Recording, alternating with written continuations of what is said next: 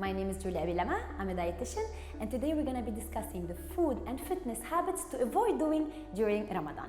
As we have previously spoken about in our previous episode, when and if done properly, fasting can have numerous health benefits. It can help boost the immune system, it can help boost the cognitive skills and enhance the brain performance. It can help protect us from diseases like cholesterol, triglycerides, diabetes, high blood pressure. It can help with weight loss when done properly, of course. It can help improve the overall fitness. Even in mice, some studies have shown that it is helping their body's reaction to improve their body's reaction to chemotherapy, and it can also help in our focus, in our overall lifestyle, because it will help keep us sharp and focused. But when done improperly, it can have some negative effects on the body. So today we're going to be talking about the things to avoid doing during fasting in Ramadan, after fasting.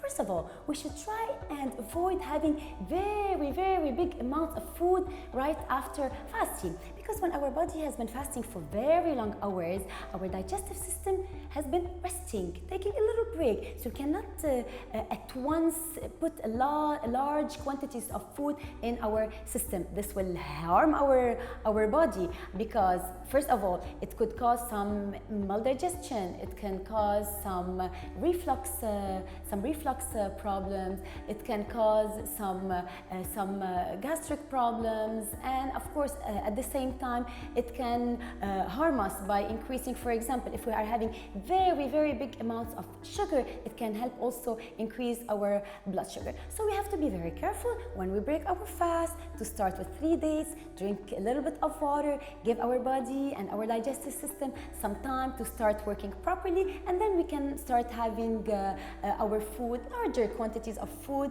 slowly throughout our evening. Second of all, we should control the quantity of sugar and of fat that we are putting into our body. Lots of people, unfortunately, during Ramadan, they start having lots of sweets, lots of fried food. They reduce their physical activity because they think that it's not gonna help much if they exercise. But no, in the contrary, we should take advantage of this holy month and of the benefits of that fasting is offering us, and try and control this, because if we have lots of sugar, lots of fat, lots of calories, this could cause weight gain, and that's a problem that lots of people face during Ramadan. And not only weight gain, it can have some consequences on our health. As I've mentioned before, the blood sugar could go up, the blood pressure could go up if we all of a sudden start eating large quantities of food that could be high in fat and in salt. This could also cause for our blood pressure to go up.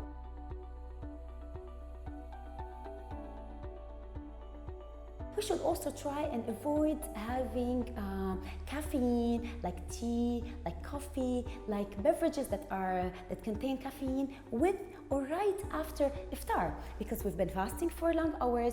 We're not having any food or any minerals. So once we start eating, the food that we're eating is going to be high in minerals like calcium, like iron, for example. And if we are having caffeine, this will reduce the absorption of these minerals in our body. So we don't want to be losing calcium, we don't want to be losing iron and lots of minerals. That's why we have to wait for maybe an hour after iftar in order to have our coffee, our tea, or our sodas that contain caffeine. We should also be careful. Lots of people have a problem of dehydration during Ramadan, because they're either not drinking enough water, or they are drinking large quantities, but right after iftar, maybe 2 liters right after iftar, and then they forget about the rest of the evening. We should still have our 2 liters of water, or 1.5 to 2 liters of water, and we should divide them throughout from iftar to suhoor. Have our maybe 1 glass of water every hour. We will be set for the evening. We should also be careful, and it's not just about the calories. maybe you can be having your 1500 calories if that's only what you need, but we need quality food. So it's not just about the calories, because we have to pay attention to the nutrients that our body is lacking during our fasting hours, and we should make up for it when we start eating. I'll give you an example. We should have food that is high in vitamins, minerals, we need the fiber, we need the good sources of protein, we need the essential fatty acids, we need carbs. Of course we need carbs. Carbs are not the enemy, but we need high value, high quality carbs. We should try to go, for example, for whole grains. We should go for complex carbs. When we're choosing protein, choose lean protein. Go more for fish, for a chicken breast instead of chicken thigh with the skin. When we're getting fat, go for unsaturated fat like olive oil, like avocado. Try to increase the nuts without a lot of salt. Increase the nuts. This way we'll be having the essential fatty acids that our body needs as well. And I would give you an advice. When choosing your plate, make it half vegetables, make it 1/4 of protein, lean protein without lots of fat and not fried, and the other quarter high complex carbs like rice. For example, go for brown rice. When we're having, even we can have lots of legumes. This will be giving us our calories, it will be giving us the fiber, it will be giving us all the nutrients that our body needs. So it's not just about the calories, it's not just about me having a low amount of calories in Ramadan in order not to gain weight. It's not just about weight gain, it's also about our overall health.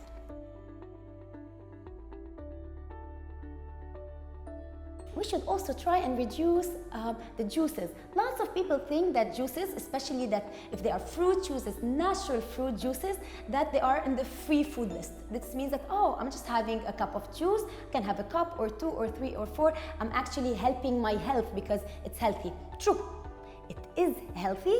However, we should control the quantity because it still contains sugar. Even if it's natural sugar, it's still sugar and it contains calories. Like 1 cup of juice, for example, will have a minimum of 3 fruits, which means 200 calories of liquid calories. I would prefer to go for the full fruit in order for us to be getting the fiber that we need as well, in order to avoid some problems of constipation that some people will face also during Ramadan.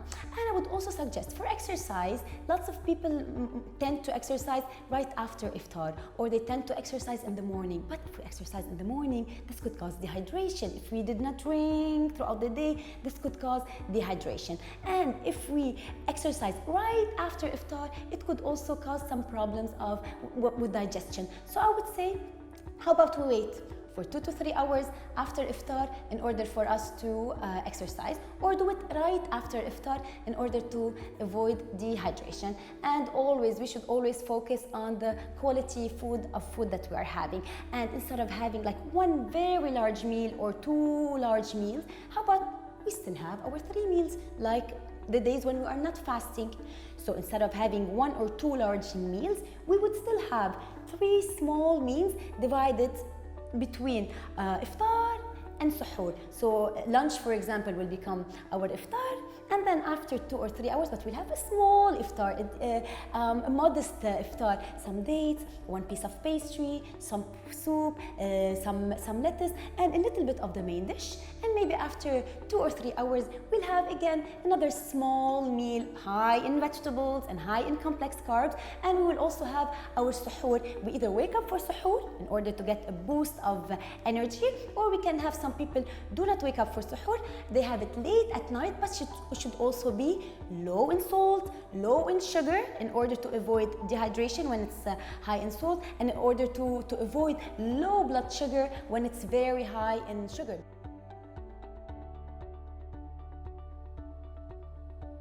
Unlike people think, when we have something high in sugar, that doesn't mean that it's going to give us a boost of sugar and of energy throughout the day. In the contrary, when we have something very high in sugar for suhoor, this will cause for our body to secrete the insulin, the hormone which will help reduce the blood sugar. And when it does that, it will also reduce the blood sugar quickly, and we will feel hungry afterwards, and some people might even have hypoglycemia.